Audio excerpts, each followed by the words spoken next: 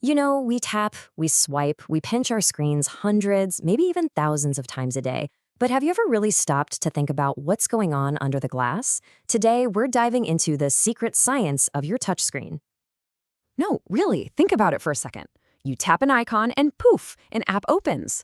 You pinch to zoom in on a photo and it just works. It feels instant, magical even. But how does that simple piece of glass know exactly where your finger is? Down to the millimeter. Well, spoiler alert, it's not magic. It's actually this brilliant, totally silent conversation that's happening between the laws of physics, some super smart electronics, and, believe it or not, your own fingertips. So for the next few minutes, let's you and I listen in and decode that conversation. Okay, so first things first, to really get this, you've got to understand that a touchscreen isn't just one solid piece of glass. It's way more complex than that. To understand how it works, we have to peel back the layers. The best way to think about it is like a high-tech sandwich. Seriously. Right on top, you've got the protective glass. That's the part you're actually touching. Just beneath that, there's a see-through conductive layer, which is the key part that senses electrical changes. Then you've got this sensor grid, which is basically an XY map of electrodes. The brain of the whole operation, that's the controller chip. And finally, at the very bottom is the display panel itself, the LCD or OLED that makes the pretty pictures you see. So, okay, we have the layers, but how do they actually feel your touch? Well, it pretty much boils down to two main ways we've figured out how to do this. One relies on pressure, and the other relies on electricity. Let's start with the old school method, resistive touchscreens. You've definitely used these. Think about the screen at an ATM, or at the supermarket checkout, maybe even an old Nintendo DS. They work on a really simple principle, physical pressure. When you press down, you're literally squishing two conductive layers together. That contact creates a little electrical blip, a change in voltage, and the controller knows exactly where it happened on the grid.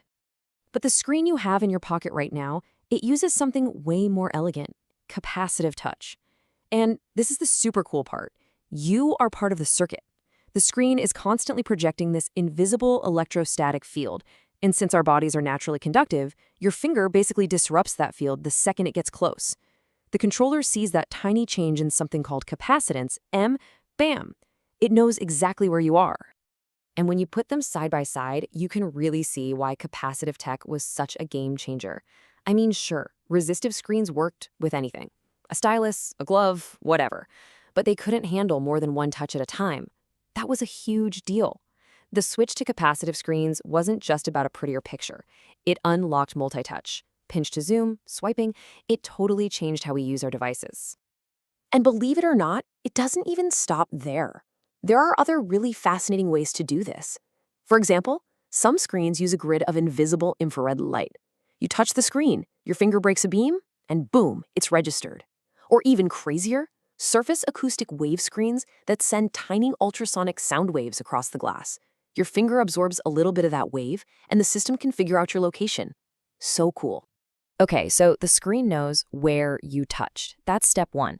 But how does that physical event turn into a digital action, like opening an app? Well, that's where the controller chip comes in.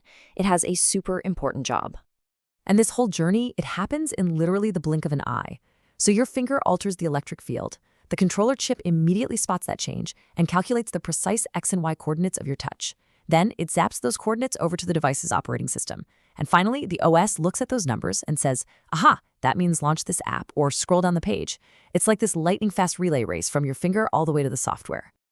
But let's be real, we do way more than just tap, right? We've developed this whole language of gestures, and some of us even use these incredibly precise tools like active styluses. So how does that work? This is where things get really, really clever. The system isn't just seeing a bunch of random touch points, it's actually interpreting the relationship between them. It has a grammar.